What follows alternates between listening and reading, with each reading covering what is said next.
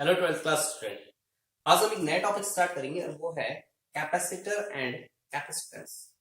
Last class में हमने electric potential complete किया, इलेक्ट्रोस्टैटिक पोटेंशियल एनर्जी कंप्लीट की। आज उसी का एक और पार्ट वो है कैपेसिटर एंड कैपेसिटेंस। फर्स्ट मैं आपको बताऊंगा कि ये कैपेसिटर क्या होता है, उसके बाद बात करेंगे कैपेसिटेंस टर्म कहां से आती है। तो कैपेसिटर एक ऐसा डिवाइस है जो चार्ज स्टोर करता है, यानी it is a device which is use for storing this charge. यानी ये कैपेसिटर स्टोर करता है किसको? चार्ज। और चार्ज को स्टोर करने के लिए हम इस कैपेसिटर का यूज करते हैं। अब किसी भी कैपेसिटर में जो चार्ज स्टोर होता है, कितना चार्ज स्टोर होता है, उसके लिए हमारे पास एक लॉ है और वो है लॉ ऑफ कैपेसिटर। तो सबसे पहले मैं आपको बताऊंगा कि what is the law of capacitor. ये कैपेसिटर जो है, इस कैपेसिटर का लॉ क्या है? देखो, लॉ ऑफ कैपेसिटर क्या बोलता है कि किसी भी कैपेसिटर में जो चार्ज स्टोर होता है वो हमेशा उस कैपेसिटर के टर्मिनल पे जो इलेक्ट्रिक पोटेंशियल डिफरेंस हम अप्लाई करते हैं उस पर डिपेंड करता है। यानी according to law of capacitor, the charge stored in a capacitor is directly proportional to electric potential difference between the terminals of capacitor. Q is directly proportional to V। और अगर मैं प्रोपोर्शनल का sign हटाता हूं तो constant term लगानी पड़ेगी और यहाँ पे कांस्टेंट टर्म होती है C। यानी ये जो C है, इस C को एक कांस्टेंट टर्म है और इस C को हम नाम बोलते हैं कैपेसिटेंस। कैपेसिटेंस ऑफ कैपेसिटर, या फिर इसको एक नाम और बोलते हैं और वो होती है कैपेसिटी। Capacity of capacitor. तो ये जो कैपेसिटेंस है और कैपेसिटी है किसी भी कैपेसिटर में, वो अगर मैं बात करूं तो मैं लिखूंगा, देखो, C equal to Q upon V। C equal to Q upon V। और इस कैपेसिटेंस की जो एसआई यूनिट होती है वो हमारे पास होती है फराड। यानी इसकी एसआई यूनिट की अगर मैं बात करता हूँ, इसकी एसआई यूनिट होती है फराड, कैपिटल एफ से रिप्रेजेंट करते हैं। लेकिन जो ये फराड है, ये हमारे पास एक बहुत बड़ी यूनिट होती है, तो हम जनरली स्मॉल यूनिट का भी यूज करते हैं। Micro farad, milli farad, pico farad, इनका भी हम यूज करते हैं। These are the small unit. ये हमारे पास स्मॉल यूनिट है इसकी कैपेसिटेंस। नेक्स्ट, जो ये कैपेसिटेंस मैंने बताया आपको और ये कैपेसिटी बताई, ये कैपेसिटी जो है किस किस चीज पे डिपेंड करती है? किसी भी कैपेसिटर की जो कैपेसिटी है वो कौन कौन सी चीजों पे डिपेंड करती है? तो जो ये कैपेसिटी है ये तीन चीजों पे डिपेंड करती है। देखो, एक तो डिपेंड करती है साइज ऑफ कैपेसिटर पे, कैपेसिटर का साइज कितना है।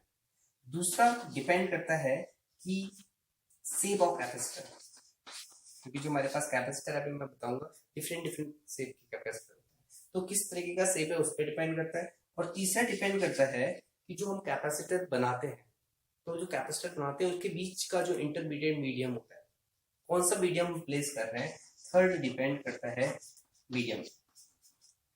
तो तीन चीजों पे डिपेंड करता है कैपेसिटेंस ऑफ कैपेसिटर।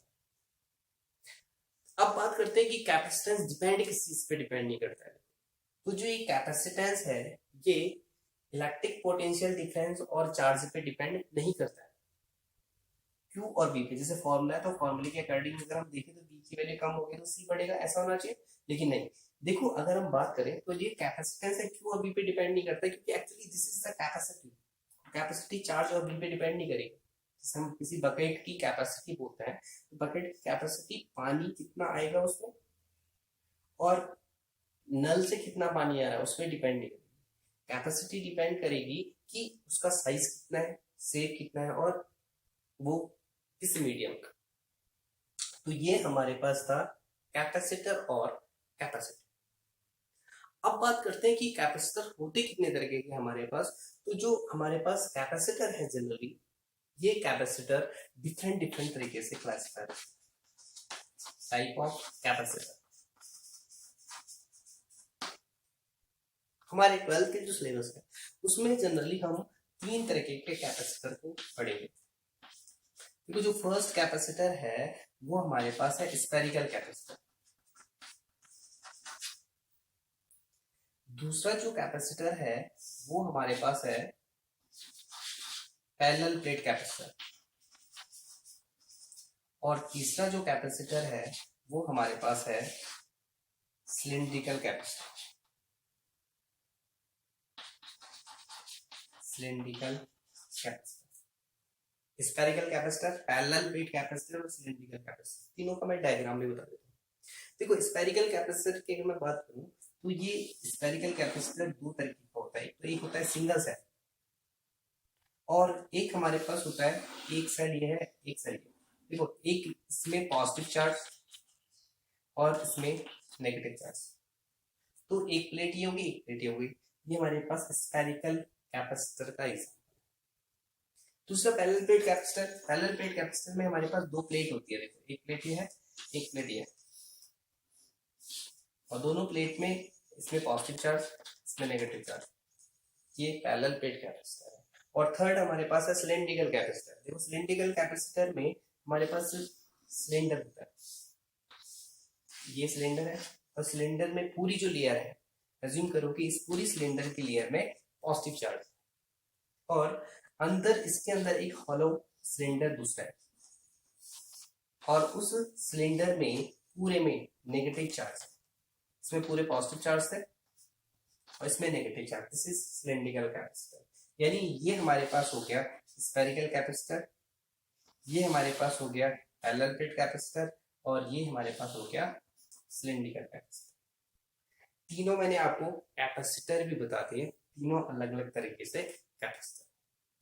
अब जो हमने कैपेसिटर पढ़े हैं, इन कैपेसिटर की कैपेसिटी को पढ़ लेते हैं कि स्फेरिकल की कैपेसिटी कितनी होती है, ये जो पैरेलल प्लेट कैपेसिटर है इसकी कैपेसिटी कितनी होती है, स्फेरिकल सिलिंड्रिकल कैपेसिटर की कैपेसिटी कितनी होती है।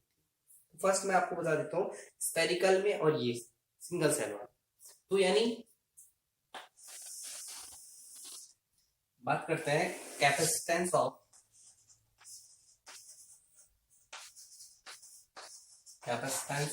Spherical capacitor. स्फेरिकल कैपेसिटर, जो कोई स्फेरिकल कैपेसिटर है इसकी कैपेसिटी को कैलकुलेट करना है। तो लेट्स सपोज हमारे पास एक स्फीयर है, स्फेरिकल सेल है, और इस स्फेरिकल सेल की जो रेडियस है वो कैपिटल आर है। आर इज द रेडियस, और इसके अंदर जो चार्ज है वो है Q. Q is the charge inside the sphere, और हमें इसकी कैपेसिटी को कैलकुलेट करना है, और कैपेसिटी का फॉर्मूला हमें पता है, यानी we know C equal to Q upon V। देखो Q तो हमें पता है कितना चार्ज है, लेकिन V जो है इलेक्ट्रिक पोटेंशियल वो हमें पता नहीं। तो मैं यहाँ पे एक P पॉइंट ले लेता हूँ, और इस सेंटर से यहाँ पे R डिस्टेंस पे इलेक्ट्रिक पोटेंशियल की वैल्यू को कैलकुलेट कर देता हूँ। यानी अगर मैं इलेक्ट्रिक पोटेंशियल कैलकुलेट करूँ, electric potential at point P, electric potential का फॉर्मूला हमें पता है, इलेक्ट्रिक पोटेंशियल इक्वल टू होता है 1/4 pi epsilon Q upon R। और इस इलेक्ट्रिक पोटेंशियल की वैल्यू को मैं क्वेश्चन नंबर फर्स्ट में पुट कर सकता हूँ। यानी हम लिख सकते हैं put question number second in question number first. जो b की वैल्यू उसे यहाँ पे पुट कर देता हूँ। देखो b की वैल्यू को यहाँ पे पुट करूंगा तो हमारे पास आएगा Q upon 4 pi epsilon R। ये इससे कैंसिल हो जाएगा, और ये 4 पाई एप्सिलॉन जो है ये ऊपर चले जाएगा, यानी जो आंसर आएगा वो आएगा 4 पाई एप्सिलॉन R। यानी this is the capacity of spherical capacitor. देखो जो कैपेसिटेंस है स्फेरिकल कैपेसिटर का वो सिर्फ रेडियस पे डिपेंड कर रहा है, चार्ज कितना स्टोर हो रहा है उस पर डिपेंड नहीं कर रहा। जैसे कि एग्जांपल लेता हूँ अर्थ का, अर्थ भी एक स्फेरिकल कैपेसिटर है, उसकी कैपेसिटी को कैलकुलेट कर देते हैं। तो लेट्स सपोज अर्थ की कैपेसिटी को कैलकुलेट करते हैं, द कैपेसिटी ऑफ अर्थ। तो let R is the radius of earth, और हमें पता है रेडियस ऑफ अर्थ कितनी है 6400 किलोमीटर। अगर मैं इसे मीटर में कन्वर्ट करूं तो हमारे पास आएगा 64 इंटू 10 की पावर 5 मीटर।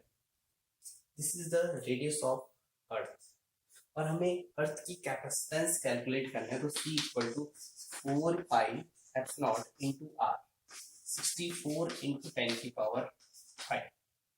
और 4 पाई एप्सिलॉन की वैल्यू देखो, हमें पता है 1/4 पाई एप्सिलॉन की जो वैल्यू होती है वो होती है 9 इंटू 10 की पावर 9। याद होगा इलेक्ट्रोस्टैटिक फोर्स में कूलम्ब्स लॉ में हमने बताया। तो अगर 4 पाई एप्सिलॉन की वैल्यू निकालेंगे तो वो आएगी 1/9 इंटू 10 की पावर 9 इंटू 64 इंटू 10 की पावर 5, और ये ऊपर चले जाएगा तो हमारे पास आएगा 64 डिवाइडेड बाई 9 इंटू 10 की पावर 5 माइनस 9 यानी -4। और इसको अगर हम सोल्व करेंगे तो ये आएगा 7 पॉइंट समथिंग इंटू 10 की power -4 fraud. This is the capacity of अर्थ। ये अर्थ की कैपेसिटी हमने क्या चाहिए तो हम इसे माइक्रो फ्राड में भी कैलकुलेट कर सकते हैं। ये फ्राड में मैंने 10 की पावर -4 में कैलकुलेट किया है अर्थ की कैपेसिटी।